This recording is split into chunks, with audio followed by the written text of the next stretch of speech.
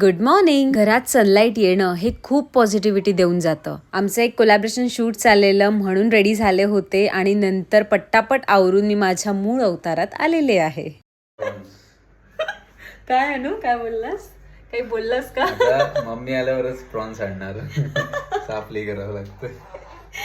त्यानेच आणले त्याच्यासाठी खायचे म्हणून आणि मी त्यालाच लावलंय कामाला. आणि इतके छोटेत ना की साफ करायला पण भरपूर वेळ लागतो. बिचारा कधीपासून अर्धा तास झाला इथे उभा राहून करतो. अर्धेच पण नाही झाले वाटते.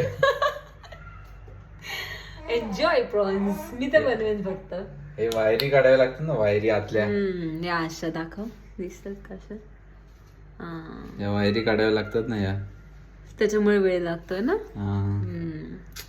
जाऊ दे. प्रॉन्स क्लीन करून झाल्यावर मस्तपैकी प्रॉन्स करी बनवली.